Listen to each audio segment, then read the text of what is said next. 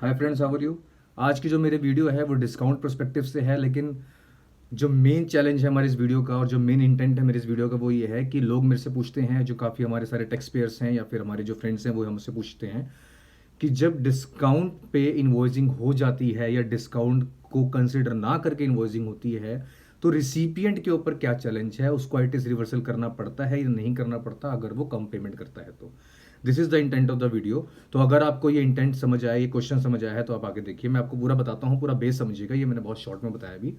तो point is कि जब आप कोई रिसिपिएंट, ठीक है, मैं आपको पॉइंट टू पॉइंट समझाता हूँ। जब कोई सप्लायर, लेट्स से सप्लायर को सेल करता है, अब हमारी मार्केट में ये पैरेलेंस है या मार्केट में ये ट्रेंड चलता आता है कि उस टाइम जब हम सेल करते हैं हमें डिस्काउंट का अंदाज़ा नहीं होता, क्योंकि हमारी कंडीशन होती है लेट्स से कि अगर आपने 1 लाख रुपए का सामान खरीद दिया तो आपको 10% डिस्काउंट मिलेगा, अगर आपने 2 महीने में पेमेंट कर दी तो आपको 10% डिस्काउंट मिलेगा।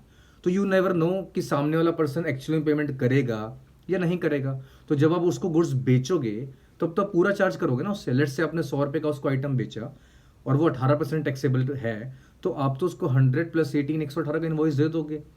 Now ball is in his court कि वो उस परचेज को 2 महीने में, लेट्स से मैं जो एग्जांपल लेके चलता हूँ, पेमेंट कर रहा है, 10 दिन में पेमेंट कर रहा है या फिर नॉर्मल 2 महीने के क्रेडिट के बाद पेमेंट कर रहा है। क्योंकि अगर वो 2 महीने के बाद पेमेंट करेगा तो I have to charge full, लेकिन अगर 2 महीने से पहले पेमेंट करेगा तो मुझे उसको डिस्काउंट देना पड़ेगा।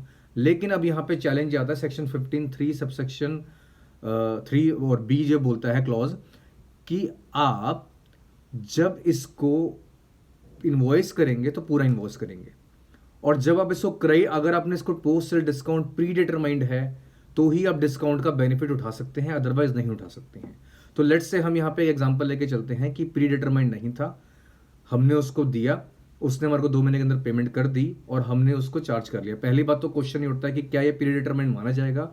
तो आंसर इज यस, क्योंकि ये सबके लिए कॉमन फॉर ऑल है, यानी ये डिस्काउंट मैं सबको देता हूँ। जो मेरे से लेगा और 2 महीने में पेमेंट कर देगा मैं उसको 10% डिस्काउंट दूंगा, अदरवाइज नहीं दूंगा। तो इस केस में होना क्या चाहिए कि सब सप्लायर 100 + 18 का इनवॉइस रेस करेगा तो उसको कॉरस्पॉन्डिंगली जल्दी पेमेंट के लिए क्रेडिट नोट रेस कर देना चाहिए 10+ जीएसटी का, क्योंकि 10+ जीएसटी, क्योंकि उसने प्री डिटरमाइंड एक कॉन्ट्रैक्ट सबके साथ एक बना रखा है।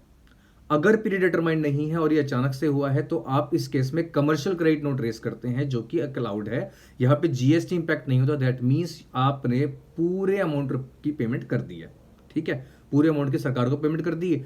कमर्शियल क्रेडिट नोट तो आपकी ट्रांजेक्शन को अकाउंट्स में रिफ्लेक्ट करने के लिए होता है। तो मैंने अब तक 2 बातें बताई कि सप्लायर अगर प्री डिटरमाइंड डिस्काउंट देता है तो उसको उसके अगेंस्ट कॉरस्पॉन्डिंग क्रेडिट नोट भी रेस करना पड़ेगा।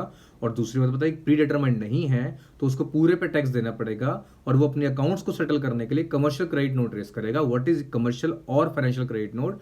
जहां पे आप 10 रुपए का उसको इनवॉइसिंग करेंगे लेकिन उसको जीएसटी का बेनिफिट नहीं देंगे और ना ही आप गवर्नमेंट से लेंगे, यानी आपने जीएसटी गवर्नमेंट को 18 रुपए जमा करवा दिया। This is the scenario from the supplier's point of view. Now come to scenario of recipient. Recipient के हाथ में क्या चैलेंज आता है और डिपार्टमेंट उसको क्या बोलता है, या फिर कोई उसको मन में क्या डाउट्स आ सकते हैं।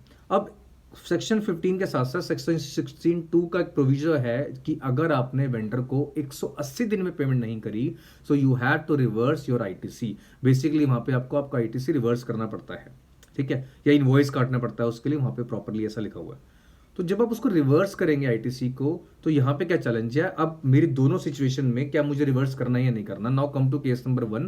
जब सप्लायर ने 100 रुपए का सामान बेचा, प्री डिटरमाइन कॉन्ट्रैक्ट था, मैंने उसको अर्ली पेमेंट कर दी और मेरे को अब उसने 10 रुपए का क्रेडिट नोट दे दिया।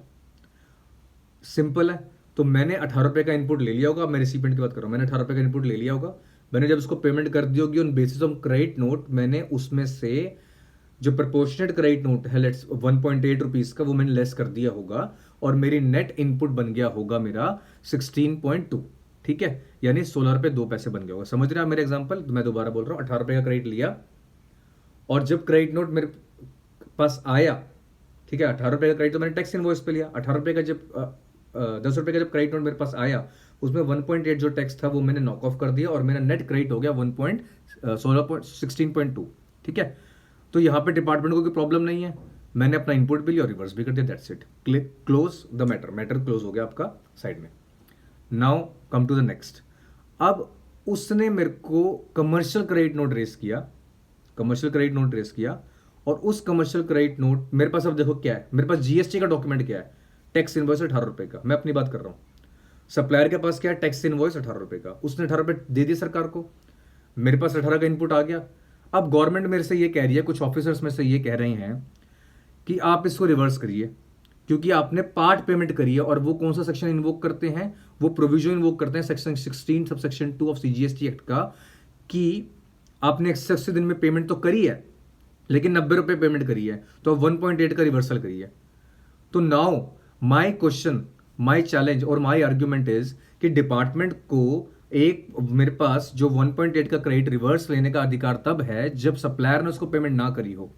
सप्लायर ने तो उसको 18 रुपए की पेमेंट कर दी उनको, तो how can they ask me to reverse my credit of 1.8 on the basis of commercial credit note. Commercial credit note पे जीएसटी का इंपैक्ट ही नहीं है, 18 रुपए उसने आपको दिए, मैंने इनपुट ले लिया, तो आप मेरे से इस बात पे आर्गुमेंट कैसे कर सकते हैं कि मैं अपना क्रेडिट को रिवर्स करूं।